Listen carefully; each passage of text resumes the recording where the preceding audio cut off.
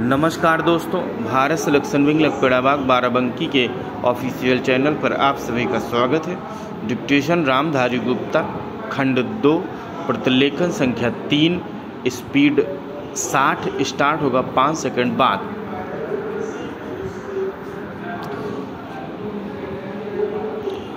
आइए आज हम अपने विचारों को उस दिन तक ले जाएं जब हमने गणराज्य की घोषणा की थी। अपनी विकास की योजनाओं के संबंध में हमने वास्तव में काफ़ी प्रगति की है, परंतु क्या हम भारत के सब नागरिकों को दरिद्रता, अभाव तथा कष्ट से मुक्त करा पाए हैं? प्रकृति की शक्तियों को अपने अधीन करने और जनता के कल्याण के लिए उन्हें नियंत्रण में लाने की दिशा में भी हम आगे बढ़े हैं, किंतु हम यह नहीं भूल सकते कि कुछ महीने ही हुए हमें भारत के उत्तर पूर्वी प्रदेशों में भयानक बाढ़ का सामना करना पड़ा था, जिसके कारण यातायात के साधन छिन्न भिन्न हो गए और वहाँ की जनता को भारी हानि उठानी पड़ी। निस्संदेह साक्षरता प्रसार और रोगों के निराकरण के महत्वपूर्ण उपाय भी हमने सोचे हैं। यद्यपि हम भी देश के बहुत से भागों में निरक्षरता और बीमारी पर्याप्त मात्रा में दिखाई देती है, जन कल्याण की योजनाओं को हम बराबर आगे बढ़ाते रहेंगे। यह हमारा दृढ़ संकल्प है, इसमें संदेह नहीं किया जा सकता।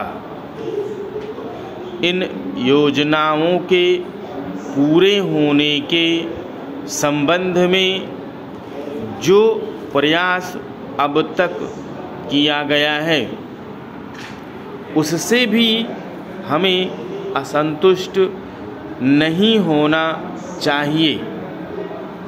फिर भी जो कुछ अब तक किया जा सका है, यदि वह बहुत चमत्कारी नहीं दिखता, तो उसका कारण यह है कि अभी निर्माण कार्य जारी है और समाप्त नहीं हुआ है। राष्ट्र के निर्माण में समय की आवश्यकता होती है। आज हमारा गणराज्य दिवस है और भारत जैसे प्राचीन राष्ट्र के इतिहास में 5-7 वर्ष की अवधि एक अल्पकाल है।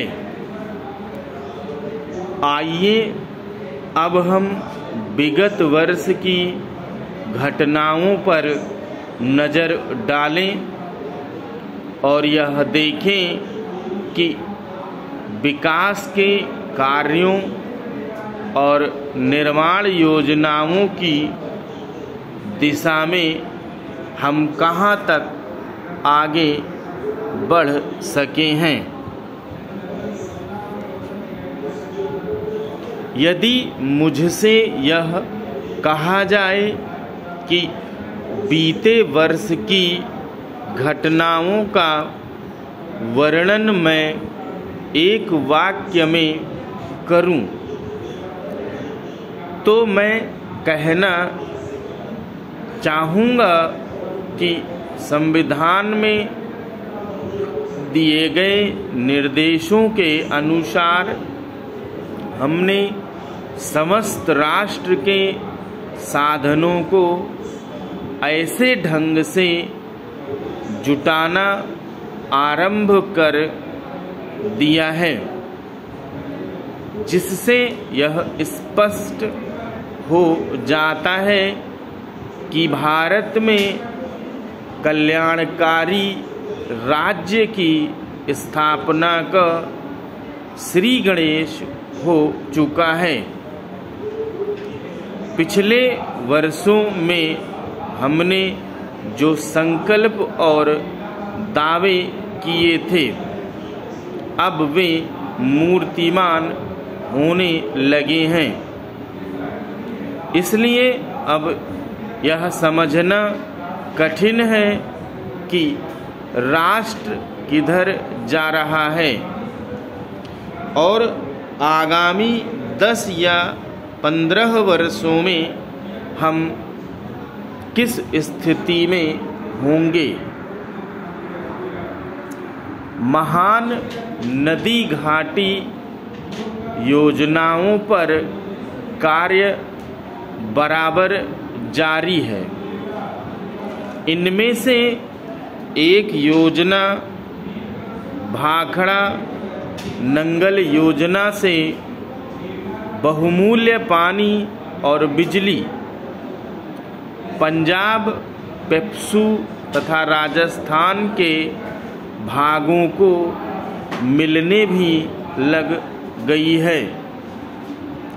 दामोदर घाटी योजना से कुछ समय हुआ बिजली प्राप्त होने लगी थी और हीराकुंड, चंबल तथा दूसरी महान योजनाओं की भांति यह योजना भी यथेष्ट रूप में आगे बढ़ रही है।